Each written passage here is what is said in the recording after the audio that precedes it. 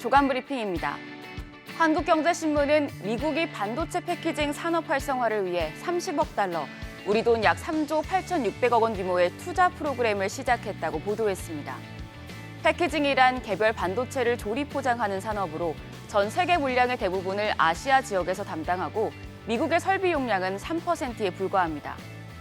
미국은 이번 패키징 산업 활성화 방안을 통해 세계 패키징 용량의 38%를 차지하는 중국 등 아시아 국가를 견제할 것으로 보입니다.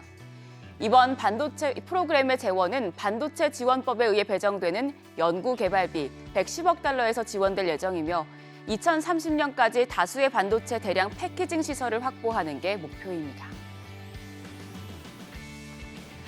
한국경제신문은 오마하의 현인으로 불리는 워런 버핏 버크셔해서웨이 회장이 올 3분기 미국 대형주를 대거 정리했다고 보도했습니다. 버크셔해서웨이가 지난 14일 미 증권거래위원회에 제출한 3분기 말 주식 보유 현황 공시를 보면 회사는 지난 7월부터 9월 70억 달러, 약 9조 원어치 주식을 순매도했습니다.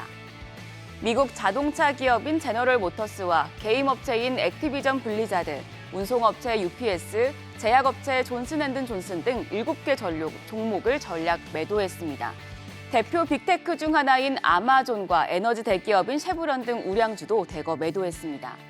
시장에서는 버크셔해서웨이가 증권거래위원회에 한 건 이상의 3분기 거래 내용을 기밀로 요청했다는 점을 두고 3분기에 비공개로 대규모 투자를 단행한 것이 아니냐는 추측이 나옵니다. 미 투자 전문 매체 배런스는 버크셔해서웨이의 분기 보고서와 주식 보유 현황 공시를 비교해봤을 때 은밀한 투자 대상이 금융주일 가능성을 제기했습니다. 오픈 AI의 공동 창업자이자 최고 경영자인 샘 올트먼 해고가 큰 이슈가 된 가운데 동아일보는 자신이 설립한 회사에서 쫓겨난 창업자 사례를 분석 보도했습니다. 한국에서는 낯선 일이지만 미국에서는 유명한 창업자라 해도 이사회가 나서면 자신이 세운 회사에서 쫓겨날 수 있는데요. 쫓겨난 창업자 하면 떠오르는 대표 인물은 스티븐 잡스로 1985년 매킨토시 프로젝트의 부실한 실적으로 해고를 당했다가 다시 돌아온 적이 있습니다. 2003년 테슬라를 공동 창업한 에버하드는 2007년 고성능 전기 스포츠카 로드스터 생산 지원에 책임을 지고 CEO직에서 해고된 바 있습니다. 야후 공동 창업자 제리 양도 2009년 마이크로소프트의 인수 제안을 거절했다가 경영 판단을 문제를 이유로 CEO에서 잘렸습니다. 요가복계의 샤넬로 불리는 룰루레몬 창업자 칩 윌슨은 여성 비하 발언으로 회장직을 잃은 바 있습니다. 동아일보는 해고 이유는 경영 능력 부족과 주주 반발, 부적절한 언행 등 다양하지만 이사회가 돌아서면 창업자라도 어쩔 도리가 없다는 공통점이 있다고 설명했습니다. 동아일보는 시중은행의 정기예금 금리 상승세가 4%대 초반에 멈춰섰다고 보도했습니다.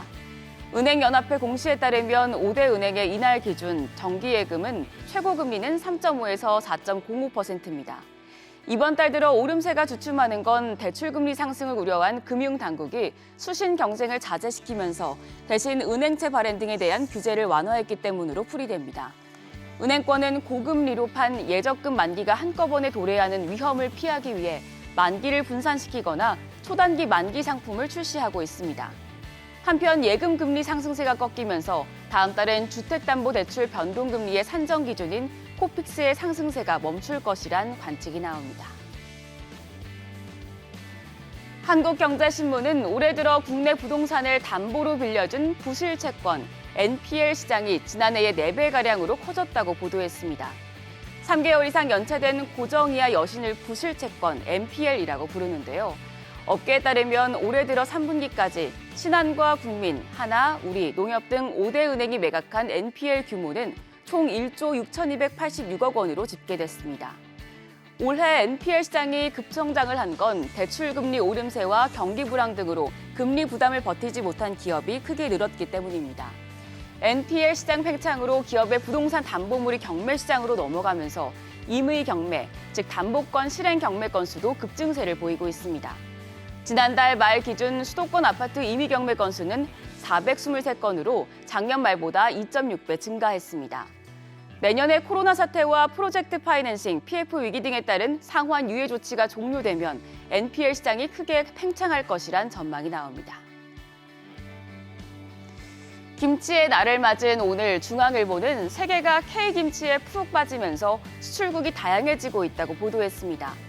관세청에 따르면 올해 10월까지 김치 수출국은 93개국으로 역대 최대 규모였습니다. 김치 수출액은 1억 3,059만 달러로 연말까지 기존 수출 증가세를 이어갈 경우 최대 기록을 넘길 것으로 예상됩니다. 수출국별로는 일본이 5,284만 달러로 1위였고 이어 미국과 네덜란드, 영국, 홍콩 순으로 수출액이 높았습니다. 일본 수출 비중은 2013년 73.8%에서 올해 10월 기준 40.5%까지 줄어든 반면 같은 기간 미국의 수출 비중은 5.5%에서 25.5%로 늘어나는 등 수출국이 다양해진 것으로 나타났습니다. 지금까지 조간 브리핑이었습니다.